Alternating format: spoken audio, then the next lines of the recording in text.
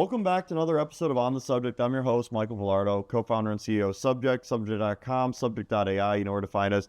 And today we are very lucky. We have our first return guest, everyone. Be ready, be excited. And last time we chatted was last February, so a year ago. We were in Los Angeles doing an incredible conference on innovation and leadership, and we're really lucky to have this guy here. And now we are back and ready to announce for the first time live on the air our exceptional inaugural partnership between TPH Academy and Subject Technologies. We're so excited to have you back here, Nathan Bowen.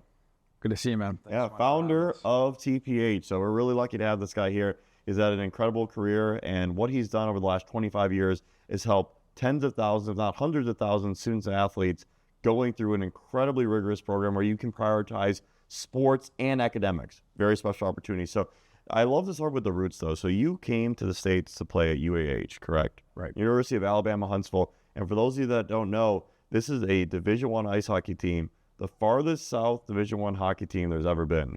What was that like? It was amazing. You know, we were actually, it's actually Division II school at the time when I came down. So, you know, we were fortunate enough. We won, they won the national championship the year before I came.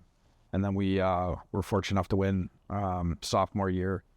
National champion. Yeah. And I mean, you know, you walk with those brothers for life, you know, and some of them are still, you know, business partners in what we're doing. And others, you know, we keep obviously very close contact with. And we're coming up actually on a little bit of a milestone reunion coming up here, I think, in a year or two to celebrate. Was it your 30th? 30th, yeah. 30th? Wow. Let's go. Wow. So that means you started TPH pretty quickly into your adult career. Yeah, we did. So we're actually, you know, our hockey brand, Total Package Hockey, we're going to turn 25 years old. Incredible. And now what's the overall brand now? So that way we could tell all the fans. Well, TPH Academy, right, is our multi-sport day academy model. And that's where we're super fortunate and just so pumped, you know, with our new relationship, and especially with all the help for us to get TPH Academy online launched. Thankfully, too, with Adam's leadership and all the work. I mean, you guys are incredible to work with. You got phenomenal staff that, I mean, the customer service is just through the roof. But thank you. I think something that's really, really critical, because I talk to my own kids about this, is the utilization of AI. And the fact that our kids are now going to be able to be taught and supported, right, with Spark and, you know, the other tools that you guys continue to build and grow. And I just think, I ask my kids every day, hey, did you use it today? And it's not necessarily to go find out, hey, what all the answers are, right, and get them to use AI to do the work. No, it's how can it be prompted? How does it figure out how each individual child learns, right? And I think it's personalized and localized always. 100%. And it's just where things are going. And those that embrace it and learn how to use it, in my opinion, are the ones that are going to be effective and walk into some really, really super exciting jobs, you know, once they're done high school or once they're done college. So yeah, a lot of people talk about, you know, in the 1980s, they wanted to ban calculators. They thought that calculators were cheating your way through math, and it wasn't going to be a good appropriate. You're never going to have a calculator in your pocket, but now you do with a phone. Everywhere. It's there in a second. So when people talk about AI, it's so important that you lean into the tool, because chances are 15 years from now, every single person is going to be using AI on a regular basis, if not within the next 5 years, if not within the next year. And so the people who can use it faster and better, they're going to have a better chance at a career. So we really want to lean into it. You know, when you talk about the approach you've taken at TPH Academy, now you have 19 disciplines across 3 different countries. You know, what's your vision for TPH, and how can we better support you? Well, I love your vision, right? Which is you want it to have access to as many of the students as possible, right? We're no different. We want to scale our impact. That's why we partnered with Subject, the ability to scale and scale quicker in order to provide that access to as many student athletes as possible and that want to take advantage of it. Like that's literally what we're all about. And I think, again, and this goes back to AI, is the ability to create efficiencies so that the kids can spend time doing what they really love to do. You know, our CEO, Francis Anzalone, is amazing and a super, super sharp dude. And he's always said, the sport is the spark, right? I like that. That's awesome. Yeah. Maybe pun intended. Yeah. Good. Anyways, you know, so the fact that we can create an efficiency that the kids can get the amount of time, it's focused learning that they can then get what they need, right, to still stay on a great path, to still get into the best schools in the country or whatever school that they want to go to next. But they get to spend more time on some of the other things that they love, which again also includes family dinner time. The amount of families that come back to us and say, you know, we had dinner on a Tuesday night at 6 o'clock. That hasn't happened in 7 years, right? Because we're not running from place to place to place. The worst. And so, you know, again, that's why we I'm super envious. I would have loved it on TPH when I was growing up. 100%. And now we have some really great campuses right by my house. The Windy City Storm, that would have been 20 minutes from where I grew up. Would have been such a godsend for me. Instead, to your point, you know, I was at school. We started at 7:25, so you got to wake up at 6:30. 6:30 wake up, 7:25 start. You go till 3:15. Then you have driver's ed. Driver's ed is from 4 to 6. Then you have off ice. You have off ice from 7 to 8. Then you're on the ice 9 to 10. Right. Home at 11, asleep by 11:30, do it all over again. Talk about the advantage that you have getting to leverage a academy approach versus having to potentially have 3 or 4 commutes in a day and not know necessarily how you're going to get better during a regular school day. So again, I think number one is sleep. Right? Sleep is the biggest performance drug you could take. There you go, right? And now that's provided the discipline is at home, right? And that's where it also comes down to household and parents and the responsibility of controlling phone and screen time, right? We all know and understand what a challenge maybe that could be, but like that is critical, right? So this gives the kids the opportunity to get a heck of a lot more sleep back, right? Which is important. I didn't even think about that. I love that insight. That is like, see, that's some real knowledge drop right there for you fans. Second thing is diet, right? Think about your schedule that you just talked about. Like you're stopping at Chick-fil-A then too. It's the worst. Yeah, right? all the time. Yeah, I remember when I would get home, I'd have Eggo waffles every night, like clockwork. I look forward to it. No, I remember every night I have Eggo waffles. Yeah, and I mean, obviously there's some better alternatives. Sorry, Eggo, don't hate us. Yeah. It's still welcome a brand new. Yeah. But like that's where, you know, condensing and creating those efficiencies and the academy model being a one-stop shop. And for me, I remember PE class, for instance. I don't know if you've read the book Range. It's no, I haven't. Who's the author? Geez, I'm drawing a blank right now. But Range, go check it out. Yeah, Ken Martell at USA Hockey actually. Oh, I love that guy. Yeah, he's great. He's amazing. And mentioned it to me several years ago and read it. And what that took me back to is PE class back in the day where like I learned to play badminton or do gymnastics or volleyball or basketball. You learn the rules as part of PE class. Yep. All that's gone. You know, I remember like several years ago, I was driving by, my daughter was in elementary school at the time, and I look and there's lawn chairs out where the kids are just ripping around everywhere. There was no instruction. There was no learning these new sports. In the academy model, you hear a lot of these pro athletes talking about how important it is to be multi-sport, but it's tough on our parents and it's tough on the kids to be multi-sport when they're also trying to commit to like one sport. Our academy model, I'll just use Nashville as a prime example. We have a pool. We had a young man there that was a water polo player. Well, guess what sport all of the rest of the kids in our academy in Nashville learned about and played? Water polo. That's so right? Cool. Flag I've football, never tried it. Soccer. We've got indoor turf. You know, so the kids have an opportunity to be exposed to all of these other sports. They're not playing them necessarily competitively, but they're developing athleticism through getting to play all of these other different kinds of sports, even though they're there. You know, well, I mean, a lot of time too, you learn more about life through sports. I talk about all the time. I'm extremely gracious for my degree from Penn because I think it's opened up the most doors, but I don't get that Penn degree without baseball. Right. And I think that the biggest lessons I've taken in the subject have really come from playing on the USA and TDP, the Chicago Steel, playing D1 baseball and learning about how difficult it is to navigate challenges with a coach, with a teammate, navigate challenges within an injury. It's so much about the lessons that sports give you. And that's what I love about the academy model is that, to your point, you could try different sports and you can really have a chance to be able to get ahead in your own sport, which is really exciting. When you think about, you know, the academy, what's the youngest student you currently serve? And what does it look like bringing a student in at that time versus high school? You know, typically we're grades 6 through 12s, but we do have some some younger ages. Obviously, the kids 5th grade and younger, they just take a lot more supervision and in-person support, right? And so we have an incredible soccer academy launching in St. Louis, led by Awesome. our leader and partner, Philip McRae, who played. He's great. Yeah, no, he's a London Knights, World Juniors.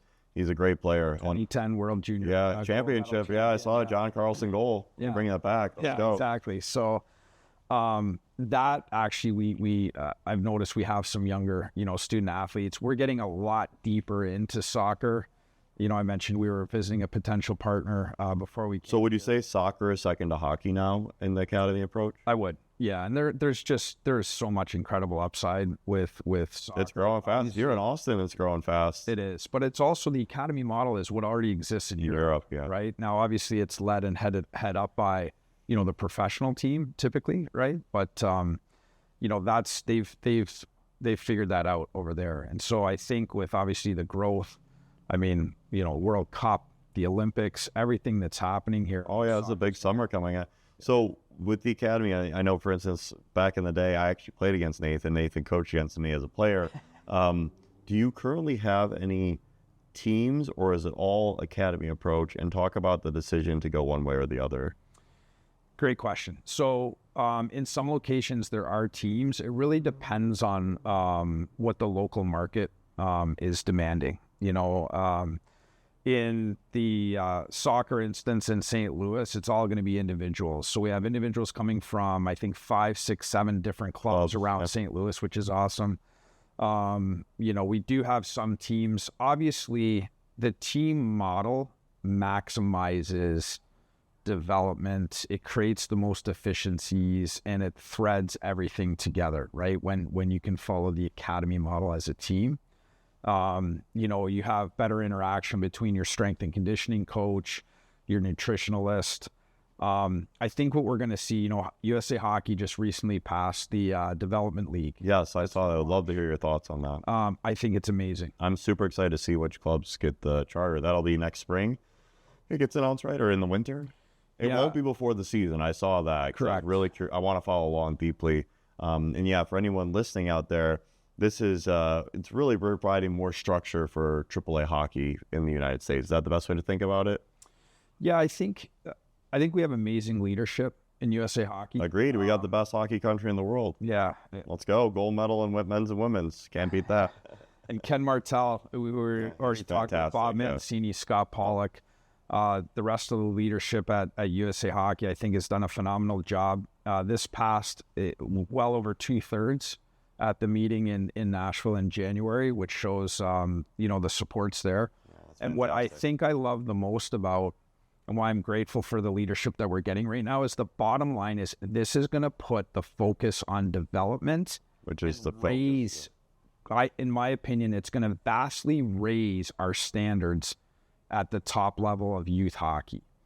And I think focusing and making sure that we're providing the kids and their families with all of the resources that should be being provided. I believe, the programs that we're directly involved in, we're already doing a lot of this, if not all of it, that's going to come to light. But I think it is going to standardize things. These kids don't need to be running around playing 70, 80 games. They should be paying attention about long-term athlete development. That's what it's all about. Again, I think our leadership has got it figured out. That's great. To try to get better. And I think this is going to put our kids on a path to having more American-born hockey players in the National Hockey League. And that's what our mandate is. And we're all a part of that. What percentage of the NHL right now is Americans, You know what? I just saw the stat. Like a little over 20% or something, or is it even higher now? Yeah, I think it's higher. Wow, let's go. Yeah, no, I'm excited because the American hockey, the American development model has definitely improved capacity quite a bit. The national team starting in the late 90s, I think that's helped a lot. I'm still very surprised. I agree that Canada hasn't done that. I think it's the junior teams. There's too much money involved. They don't want to let their star players go to a national team. Think if McDavid and McKinnon and all them played together growing up. Yeah. Again, I'm an American. I love the USA Hockey, so I'm so pumped about the win. I'd be shocked and they still arguably could have lost that game. They got dominated, but Like just proved how critical, most important position on the goalie. Goaltending, right? Okay, so that's a good healthy segue actually. So Connor Hellebuyck, he had an incredible career. He played in some incredible junior leagues. Talk about a developer like him and why we should give more of a chance to so many great leagues out there. I'm glad you asked that question because I think there's two things in our game that we do to the detriment of the players. Number one is we give the really good players, the really young good players, especially before they've hit puberty, we give them way too much credit. Yeah. To how good they are, right? And there's things coming out now from a science perspective, right? And just data perspective that, supports that even further. The second thing, exactly what you just mentioned, that's more the norm. Yep. They're actually not late bloomers.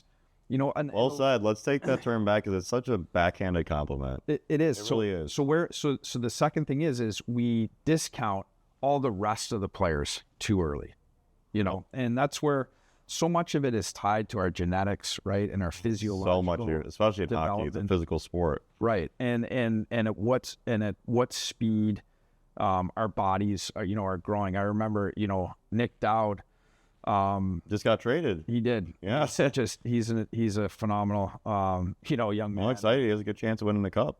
Yeah. Me too. That'd be great. Yeah, absolutely. But I know he also loves I assume he probably did because he's been there a long time, like 500 games. Yeah, I was surprised they made the move with him. He seems like a great guy. We talk about this a lot, and see, Nathan and I have incredible backgrounds, diverse opinions, and I love that about our relationship. But I think we both have the crux of we want what's best for humanity and best for kids always, 100%, and how we can help student athletes. When we talk about navigating these spaces and how they're able to make the next step in their career, how can we just make sure that they're always supported with academics? I think that's my big push. I guess stay involved with TPH. Yeah, I mean, again, so I just want to close the loop real quick. Oh, on Nick Dowd. Please, it's okay. Yeah. So when Nick was 14, that was actually the first year we had started Tier 1 in the Southeast out of Nashville, Huntsville, Atlanta. And that was everyone was driving together to meet up for tournaments, right? Yeah, all these different towns, and so come together and either have practice on the weekends or playing games. That team went to nationals, and Nick was on it. And I don't even know if at that age, he weighed 100 pounds. He was one of the smallest players on the ice. The California Wave, actually. I say you were in the crease, right? Yeah. You were in that movie? Yeah. We were. Yeah, that's a good movie. Yeah, we got pumped in the game. Did you get interviewed in the movie? No, but great movie. It is. But my point is, at 14, if you had told me that Nick Dowd was going to go on to play in the North American Hockey League, and then go to the USHL, Indiana Ice, and then play college hockey, and be runner-up for the Hobie to Johnny Hockey, and play in the National Hockey League for now over 600 games, I would have said, I don't know what you're smoking, but anybody would have said zero chance that's going to happen. He's such a prime example of us judging players at the ages of 12, 13, 14, 15, even 16 years old far too early. When again, that's just where he was at. I mean, now he's tough as nails. He fights. He's tough. No, he's a big guy. Exactly. He's strong. I played against him when he was on the Indiana Ice. He's a big, strong guy. Oh, did you? Yeah, I did. I did play against him. He was a very good player. I completely agree. No, and I completely agree with you. And I think that's a place, especially, where some of my messaging can be confusing with folks. My goal is always maximize your education above all else. Maximize your education. It's the most important thing. If you have a dream and you want to pursue it, it's your life. You should always pursue it.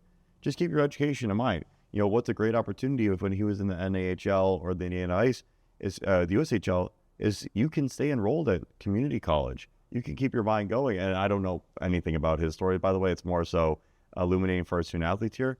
Always keep your education in mind, because if you want to pursue your dreams, you can be developing your mind at the same time. Yeah, I totally agree.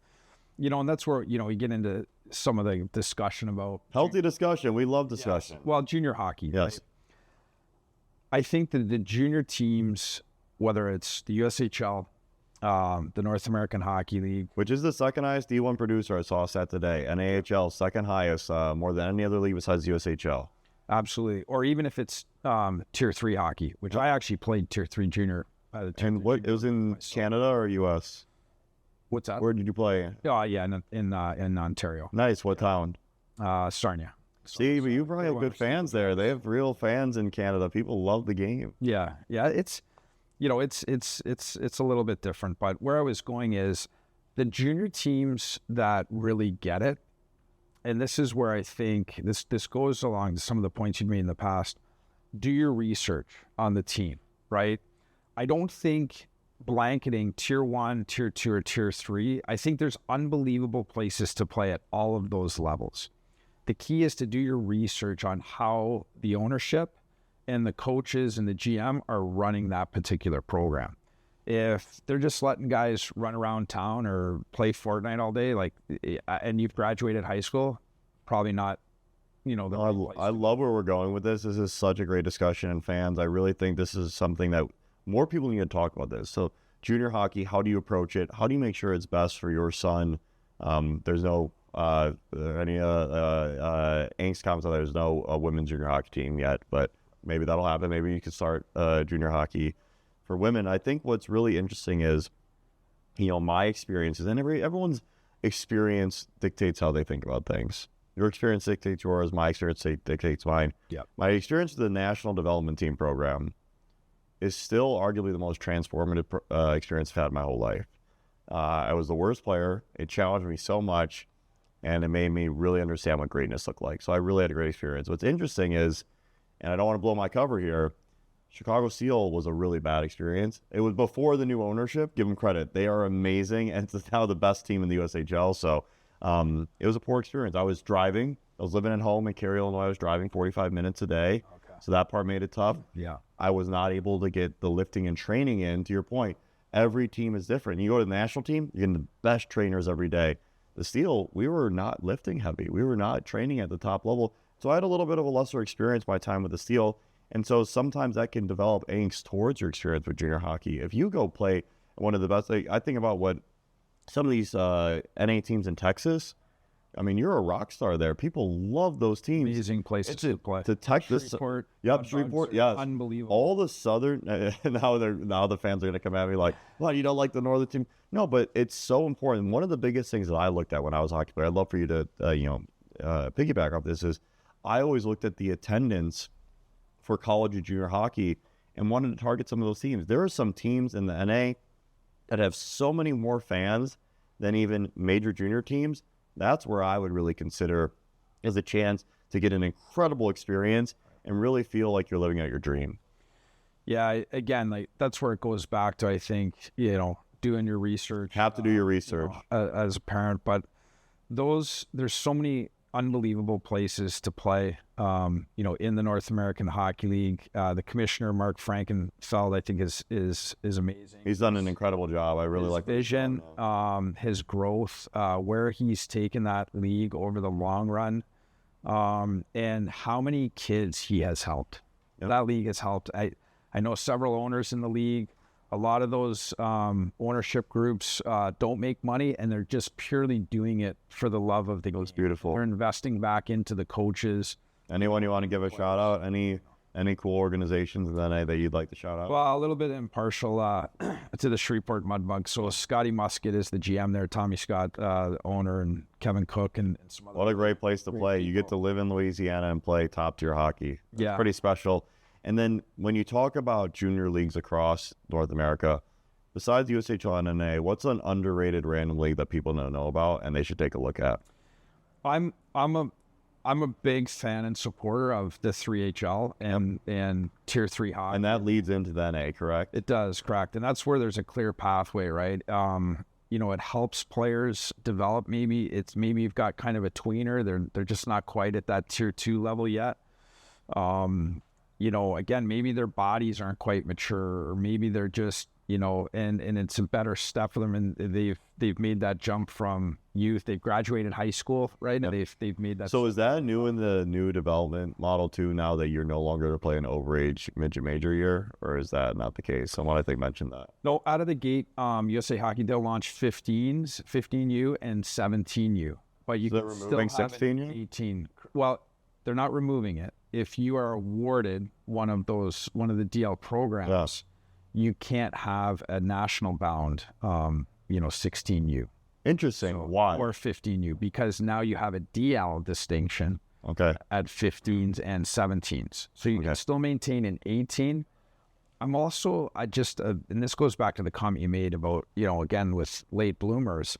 I'm personally a fan of 18U hockey. A lot of folks are, put it down or think, hey, well, because there's been so many players already move on to junior. And I'm just like, we have seen so many kids play 1 or even 2 years of 18U hockey and go on to eventually play Division I college hockey. I think 18U hockey is great, by the way. And I think that's where, and again, a healthy discussion. My push is to stay with your 16U, 18U program as long as you can, because I think that continuity can really help your development. And I've seen a lot of players leave home too early, and it really hurts. It hurts their personal development as well. And so that's where I'm always a little bit cautious. Like, hey, really prioritize your development. I think we completely align on that. Like, if you can get top minutes at a AAA team, I think that can be really good for your development long term. Playing with the puck and really being able to be a focal point of a coach's strategy, I think it just really boosts your confidence. I totally agree. And I'll just, give you kind of what I think is a really great example. Brandon Arado's one of my really such a good friends. coach. He's incredible. He's amazing. Yeah, he's doing a great job. Good year this year. He is. But so that's my point. You have to be. You need to be patient with your development, and this comes back to when you're at that level at University of Michigan. This comes back to your agent, your family, and your own level of patience. And what NAR has done is successfully had some players realize like that could have maybe gone and signed, but maybe they end up in the American League versus coming back, spending another year at Michigan. His power play is ridiculous. The amount of offense, he has so much to offer developing players at the University of Michigan. That's why he continues to get some unbelievable, top players, obviously, in North America playing for him, because they realize if I just spend one more year there and take a deep breath and really gain more confidence, and now I come out as a 20, 21, 22-year-old man versus taking that step as an 18 or 19-year-old, we all know, again, physiological where that is, but then also mentally, those kids are coming out with so much more confidence. Perhaps they don't get sent to the American League. Perhaps they're able to step into the National Hockey League, right? And so that goes all the way down. To your point, don't leave home unless your athletic abilities are going to have you in the lineup on a consistent basis. Maybe, to your point, take a deep breath, play a year at 16 or play a year at 18 or even 2 years, and then take a step into the North American League or the USHL when you're actually going to be able to be a consistent player in the lineup, right? I completely, Brandon Narado, I saw him say, and I love that he stepped out and said it's better to play at Michigan than the AHL. I feel like people hated on him, but I hear, and you're getting your education. But then too, I have a good personal story on the Rush development piece. I'm exactly where I'm meant to be right now. I'm leading an incredible company, so I'm so gracious. Thank you, Subject. But from a hockey standpoint, myself and my teammate, I had a teammate, Ryan DeZingle, he ended up playing around 10 years NHL, great player. I actually met my wife with him. I heard that. At this table, yeah, it was a good time. Very lucky. But, we were playing together, and both really strong players. I led the team in scoring. He was second on the team in scoring. We both commit to Ohio State, go back to play 18U AAA. Awesome. We're going to have a great year. I get picked to play on the national team a month into the season, so I had to move to Ann Arbor. Can't pass up the national team. Got to take that chance. Stunted my development. I was the fourth line player. I lost a lot of my confidence, started falling out of hockey. He plays another year of 18U AAA. He's the best player there. Then he goes to the USHL as not an overager. He goes as 1 year out of high school, but after his draft year, has an incredible draft or post-draft year, gets drafted by the Ottawa Senators, goes to Ohio State, All-American, plays 1 year at Binghamton in the AHL, makes the NHL. And so sometimes when you're in the thick of it, you're in a race. You're in a race to get to the highest level as quickly as possible. my plan with my dad was we're going to have a great 18-year AAA year, and then I'm going to play 1 year of USHL, tear it up, get drafted. But because the national team had set up my plans, maybe if I don't do that, I end up staying with hockey longer. Don't rush your development. You know your development, and I think there's a lot of harm when you go and be a fourth line or a scratch. Hey, I was lucky enough. I never once got scratched in my career. Very lucky. But yeah. That's almost unheard it's hard. of, Yeah, so, it's hard. Yeah. But if you're a fourth line or scratch player versus you stay back a level, and maybe that's the point, honestly, even our overall discussion. Like, if you could go be a first line player in the NA or a fourth line player in the USHL, it might be better to be in the NA for a year and tear it up. Well, listen, I don't think there's any better place in North America to play than the U.S. National Development Team program. I agree. I want to make that clear too. It's an honor to this day. Yeah, 100%. I just I think it's better 16, than anywhere. 17. I think it is the Jack Hughes. best holistic approach to everything. Again, sometimes certain things come down to coaches, right, and their decisions. But again, let's just take a deep breath. Also, I think a lot of times parents, even when sometimes as a teenager, maybe the skills are at a junior level, but perhaps the maturity is not. Yeah, that happens all the time. Just as important, right? And then that's bad, especially if you're living alone and your maturity's not there. That's something that I really want to help parents understand. Like, hey, you really want to be able to focus on the whole development. Why a TPH Academy is so phenomenal. Why, if you can be able to build up your entire mindset, you could be super helpful. Yeah, and just to also close the loop, because we were talking about how to keep education and academics going. Number one. I think this year, Philip McRae in St. Louis, I think we have 12 or 13, I believe, players that are that are alumni of the TPH Academy in St. Louis, and they're all off playing in different places in junior hockey, but they're still doing their academics. Oh, with you? Through TPH. Oh, that's amazing. See, so they maintain the consistency, right, of your schooling. The accountability is there. They're being held accountable by us, hopefully as well by their local junior team, that they're playing for, and there's good, clear communication there. But that's the other piece of what you've built, right? Subject platform. Hey, I come in as a middle schooler or high schooler, and my athletic abilities all of a sudden take me out of Austin, and I'm going to play soccer somewhere else, or baseball, or volleyball, right? And now I can maintain the consistency of my education, right? And it's one less thing that if I have to move somewhere, it's one less thing that I have to adjust to as a young man or a young lady that's pursuing their athletic career. I think that's amazing and so beautifully said. When you think about what you could be able to tell the listeners out there why they should really think about a TPH Academy, what would you want to leave them with? Number one is the healthy choice that it is. And I go back to the sleep piece. I love the sleep piece. That's going to be a good clip. And for me, family was and it is everything. It is. For me. How I was raised by my folks in my house. I literally remember my mom forcing my sister and I to sit down before we went to the rink or the baseball diamond or the softball field, right? And saying, you're sitting at this kitchen table and we're going to eat together before, I drive you 20 minutes to go to practice. And that dinner at the family, table meant so much, right? And we connected. And I know, like, for my family now, my son especially, like, and my daughter, they love it when we go to a restaurant because we're forced to sit there. There's no devices allowed, right? We sit there and hang out and talk. So I think those three things, in my opinion, are the biggest pieces, which that's somewhat outside the academy. Within the academy, our kids can get done what they need to do from an academic perspective, 4.5 hours a day, right, to really maximize and make sure they're on a path to have the best possible academic outcomes they can to get in the best colleges or universities if they decide to go that path. But then, man, like, can you imagine, again, you had this at the national program, like, you're going to school and getting to do what you love to do the most every day. And so fun. It's amazing. And it's so fun. We wouldn't have to have our parents wake us up. We be out the door in the morning, know that we're going to get to touch the ice that day. I love touching the ice. As being with other like-minded, either hockey players or figure skaters, again, volleyball, soccer, basketball, whatever the sport is, but they're in the academy setting together, and they all have that mindset of like, I want more. I want to go higher with my sport.